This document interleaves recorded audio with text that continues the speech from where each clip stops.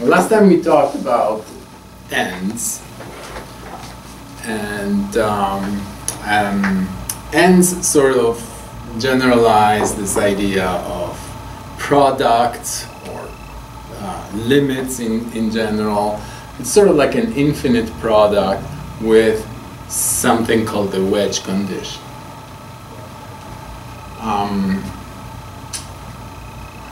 So then there's a piece of notation for ends. Ends actually are notated as like integrals. You know? So this is like more like calculus now. Okay, so we are integrating stuff. So an end over some x of pxx. Okay, so we have a profunctor p, right, which is contravariant in the. So in general, this is like a profunctor that takes two arguments, a and b, two objects, right, and then returns a set. So PAB is a set. A and B are objects in some category C. Right? And it behaves like a functor in B and like a contravariant functor in A. Which means that when you want to lift, it operates on pairs of objects, A and B, it's a pair of objects, right? And also lifts pairs of morphisms. But the first morphism that it lifts, the one in the first position, is the opposite direction. So we had this die-map, right, which would take a function from A prime to A, and a function from B to B prime, and it will produce a function from PAB to PA prime, B prime. Okay? So this is the most important thing. This is how we write it in Haskell, right? But this is a morphism that goes in the opposite direction. So this is A, this is A prime. This morphism goes in this direction, A prime to A. The other one goes in the normal direction, right? This is what it's meant by contravariant action, and this is a covariant action. Okay? So in the lifting of morphisms, we see contravariance and covariance. And the profunctor is something that both covariant and contravariant. Covariant, the second argument, contravariant. So this is the important. Okay? Now, there is an important example of an end. Natural transformation. The set of natural transformations forms an end. And this is something that lets us do a lot of calculation. This is like the basis of our calculus of ends. Okay? So let me explain what it means. So a natural transformation, let me write it in Haskell first. Okay? So a natural transformation between two functors f and g. So we have two functors, f and g. A natural transformation between them is a polymorphic function, we call it A, for all A, FA to GA, right? So for every object A, there is a morphism from FA to GA. Okay, so if we draw a picture here, you know, we have one functor f that takes A into FA. We have another functor G that takes A into GA, right? And we have a natural transformation, let's call it alpha, and its component at A is a morphism from Fa to Ga, right? So alpha A is a component, that's just one of these functions, right? But because this is universal, because this is a polymorphic function, it means that we have one function per object A. So for every object A in this category C, you know, there is one morphism from Fa to Ga. So it picks a morphism from this home set from Fa to Ga. So this home set from Fa to Ga contains lots of morphisms. A natural transformation picks one from each of these home sets. Okay? So you can see that sort of like if we are looking at a set of natural transformations, that this is sort of like a gigantic product of morphisms, right? Because it has components. You know, if we wanted to write it like there is an f of Boolean to g of bool, right? Then there is f acting on int going to g acting on int, and so on. Infinitely many of these, right? So this is like a gigantic product or tuple of functions. That's what a polymorphic function is, right? It's a big tuple of functions. So it is like an infinite product, and an infinite product is it's the same thing that we have in an end. So but an end requires a profunctor, right? So we have to think about what profunctor would it be? Well, this sort of looks, and it takes diagonal elements of this profunctor, right? Here we sort of have diagonal elements because we are looking at A, right? So a profunctor, is there a profunctor that would be sort of defined as going from Fa to Gb? Okay, we could define a profunctor like this. Is this a profunctor? It's a good question, right? I mean, it maps two objects, it maps a pair of objects into a set of functions, right? So this is a set of functions from Fa to Gb.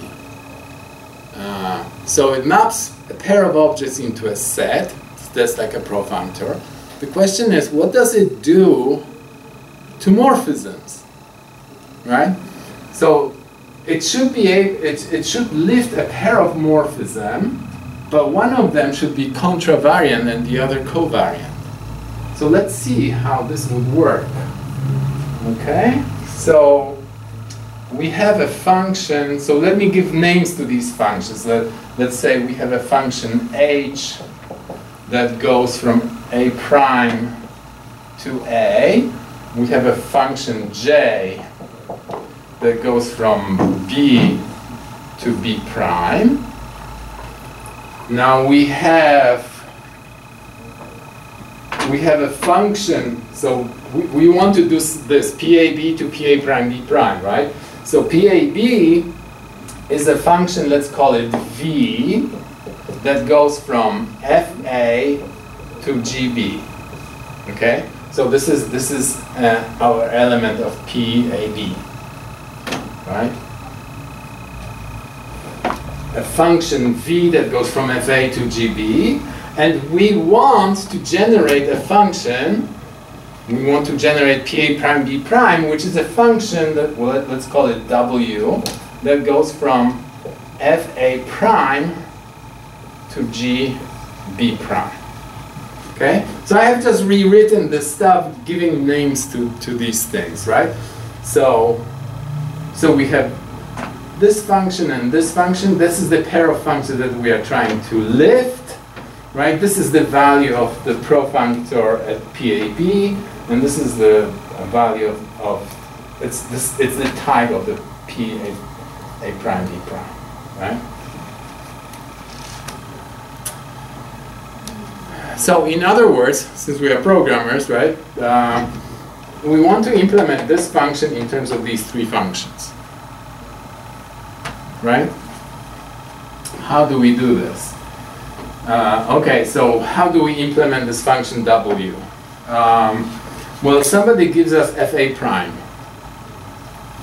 What can we do with fa prime? Well, we have a function from a prime to a, right? We can f-map this function over fa prime. So, f-map h, okay? So once we f-map h over this fa prime, we'll get something that's of the type fa. What can we do with fa? Well, we can apply v to it, right? So if we apply v to it, we'll get something of the type gb. Okay? What can we do with gb? Well, we have a function from b to b prime. We can f-map this function. F-map j. Right? And this will produce gb prime. Something of type gb prime. Right? So, coming from fa prime and applying these three things, we end up with gb prime. Okay? So, this is our implementation of w. So, w equals this. Okay? So, this is like point-free implementation in Haskell of this thing. And notice that how do we interpret this? This is our profunctor p, right? This v is an element of this set. We pre-compose it with fmap h and post-compose it with fmap j. In categorical language, okay, this fmap really means the action of a functor on a function or on a morphism, right? So these are actually two different fmaps, right? This fmap was acting on f a prime, so this is fmap for the functor f. This one was going from gb to gb prime, so this is fmap for the functor g. Right? We normally don't write it in Haskell because the compiler figures out which fmap you mean by looking at types. But if we want to write it in categorical terms, we would say that this is f acting on h, followed by v, followed by g acting on j. So in math, you just don't use the fmap thing. You just say this is a functor acting on a morphism. It's like if you apply a functor to an object, you get another object. If you apply it to a morphism, you are lifting this morphism. So mathematical notation is kind of more concise. Okay? So remember this, okay?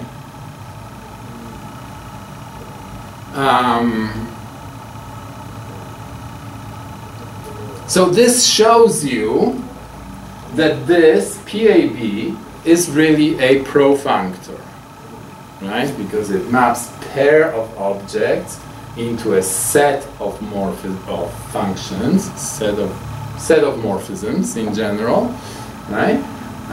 So it's from a pair of functions to pair of objects to a set, and it lifts a pair of morphisms with the first one going in the opposite direction. So it's contravariant. So it's a good profunctor, okay? So we have a good profunctor,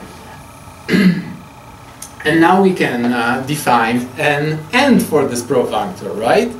So what would the end for this profunctor be, right? So the end would be, we would write this integral the subscript A of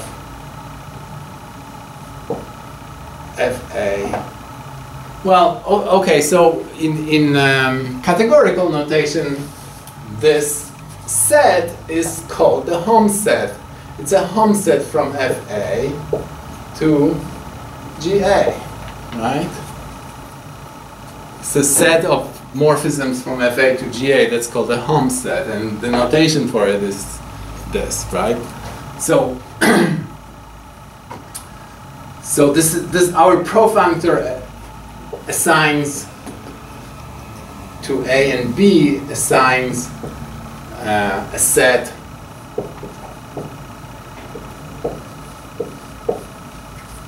of morphisms, right? The home set. In other words, you know, this is a home profunctor, but with F and G, with functors F and G. So, given two functors, we can form this profunctor easily, right? And now we can, using this profunctor, we can define an end. And if we are in Haskell, this is it. This is enough. This is just, this is what it is, right? The end is really this infinite product, which is a universal, maybe I should write this for all, right? This is what the Haskell notation for it is, right? For all AFA GA is a natural transformation. That's the definition of natural transformation, but it's also a definition of an end of a profunctor FA goes to GB, right? Okay, but that's because in Haskell we have this special kind of polymorphism, parametric polymorphism, right? Because we have parametric polymorphism, that we don't have to worry about certain things because they are automatic, right? The thing that we don't have to worry is naturality condition. When I say this is a natural transformation, I'm really cheating a little bit, right? Because there is naturality condition in category theory. We don't have to worry about it in Haskell because of parametric polymorphism. A theorem for free tells us that this is automatically natural. And same thing with an end. An end is, you know, since we have parametric polymorphism, the wedge condition is automatically satisfied. But in category theory, well, we don't have this. So we have to think about the wedge condition. So I don't know if you remember the wedge condition. The wedge condition was that for the end, okay, so we have PAB, right? So this is, no, PAA, right? So this is the end of some profunctor P, diagonal part, right? For all A's PAA, is equipped with these projections, right? So it has a projection, and it has infinitely many projections. For every A, it has a projection, right? But let's say we have a projection on A, it will give us PAA. A projection pi B gives us PPB, right? Think of this as, you know, as the gigantic tuple, PAA, PBB, PCC, and so on, right? So this is sort of like first, right? Gives us PAA. Second gives us PBB. Third will give us PCC, and so on, right? So all these projections. But we just pick two projections, two random projections, and the wedge condition tells us that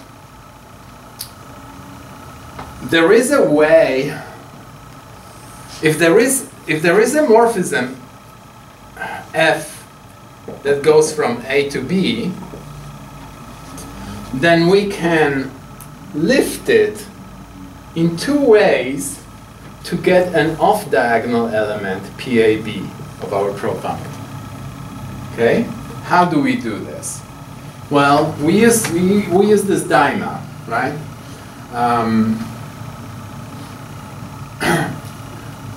But lemma takes two functions, right? But in particular, we can replace one of these functions with an identity. Right? Nobody prevents us from doing this. So if we lift two functions, so lifting of functions of a pair of functions in mathematics will just denote it as P acting on functions. Right? Just P acting on objects here, P acting on functions. So to get from PAA to PAB, right, we lift an identity on A, ID A, because we don't change A, right? And F. So we lift this pair of morphisms. One is trivial identity, so it doesn't change. And the other is F that goes from A to B, right? This one. How can we get from here to here? Well, how do we get from B to A? Well, we don't have a function from B to A, but we have a function from A to B, a morphism from A to B, okay? And this is contravariant in the first argument. Hey, so we can lift F in the first position and it will take us from B to A. And in the second position, well, this identity at B, right? So the wedge condition is that this diamond commutes, okay? And now I'm going to do a little bit of magic, right? Like erase the stuff and say, okay, now my functor here is this, okay? This is my functor, my profunctor. Okay, so I'm going to replace PAA with CFAGA, okay, the diagonal part, right? Here I have CAA, okay, so this is the home set from A to A. Here I have the home set from B to B, okay, and here I have a home set from CAB, from A to B, right? Now this, how do I write this? Oh, sorry, FA to GA, right? Sorry, this is FA to GA, FB to GB, right? FA to GB, right? Now here I'm doing the lifting, okay? How do I do the lifting for this functor here? Well, this is what I did here, right? I lifted a function that was going from FA to GA, FA to GB in general, right? In general, but here I'm just using it from FA to GA. So here I was lifting a function like this, and I lifted it by applying GJ on the left and FH on the right, precomposing, right? So what is my J and H? My J is let me see, precomposing with ID. Okay, so this is my H, and this is my J, right? And here, this is my J, and this is my H, right? So I precompose with ID, actually not with ID, but with FID, right? Okay, FID, functor acting on identity gives me identity again, okay? So this does nothing. So this really takes this function from an element of this home set and post-composes it with G acting on F. Okay, you see that? Let me call this function tau A. It's an element of this, right? This function is tau B. It's an element of this home set, right? This function, I'm getting post-composition with GF on tau A, and this is the precomposition of tau B with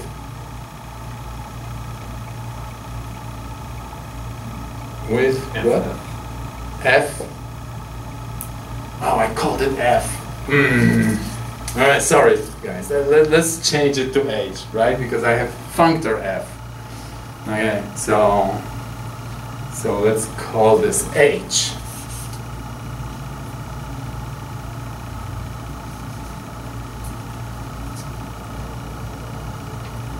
Okay, so H goes from A to B, so I have ID H here, and here I have HID.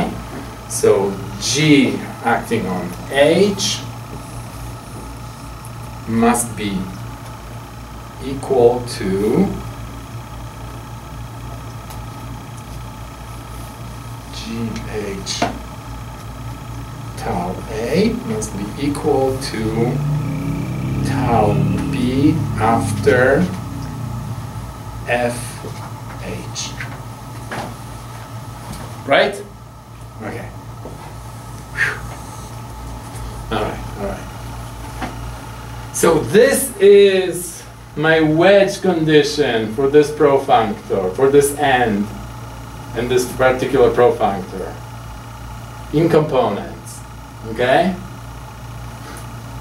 And this happens to also be the naturality square. Okay? Because it says tau A GH is the same as FH tau B. Right? This is naturality condition for tau.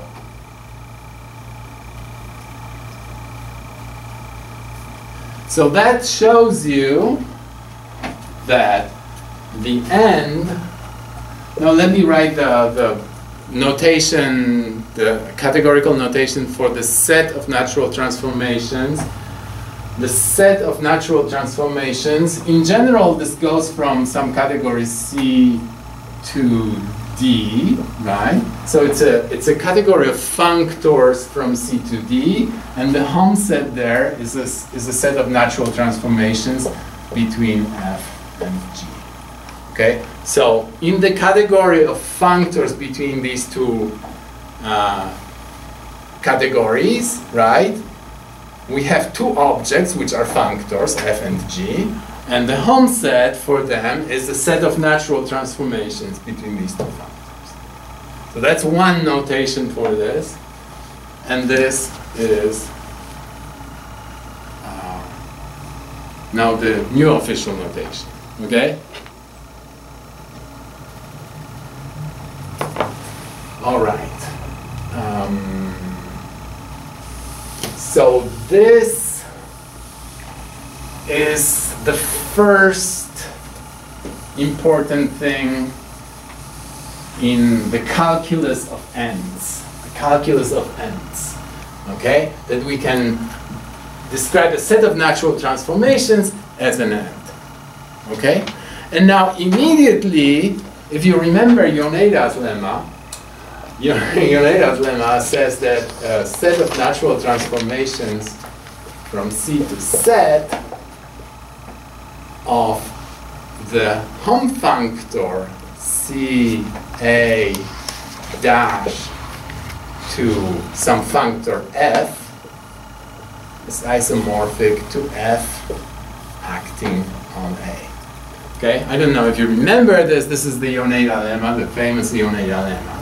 It says that a set of natural transformations from a representable functor or the home functor, which is just a set from of morphisms from A to any other, to the argument for this functor, right? This is a functor that goes from C to Z. And this is the functor that goes from C to Z, okay? This is an element of C. It's an object in C. So it goes from C to Z for a fixed A. This is a functor for a fixed A, it goes from C to Z. This functor goes from C to Z. Yoneda lemma works only for functors that go from some category to Z. So the target is always Z, unless these are like enriched functors. That we'll know. F of A is the action of this functor F on this A.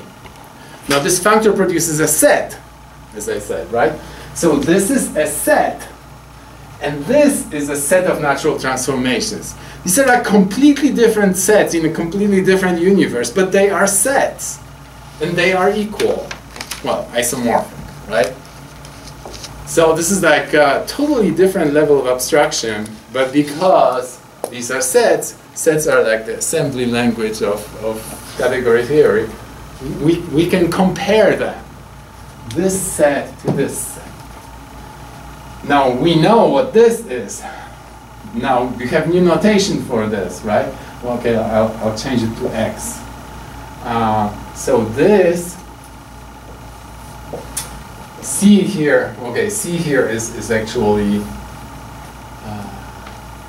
oh, I cheated. It's D, right? F goes from C to D, right? So, yeah, okay. It's the second one, right? A is an element, is an object in C, FA is an object in D. So D in this case is set. So we have in set, we go from this functor, so this is my F functor. So we'll write it as C A X, and this is F acting on X, right? And this is FA. Now what is nice about this notation is that when you do calculations, you really want to have this argument explicit here, right? Here I'm kind of cheating, hiding this argument. I'm putting a dash, meaning this is where variable comes, right? This is sort of like point-free notation. This is point-full notation. This is my argument. It's a set of morphism from A to X. This is F acting on X, and this is F acting on A, okay? So this is the Yoneda lemma written using an and this is sometimes called the ninja Yoneda lemma.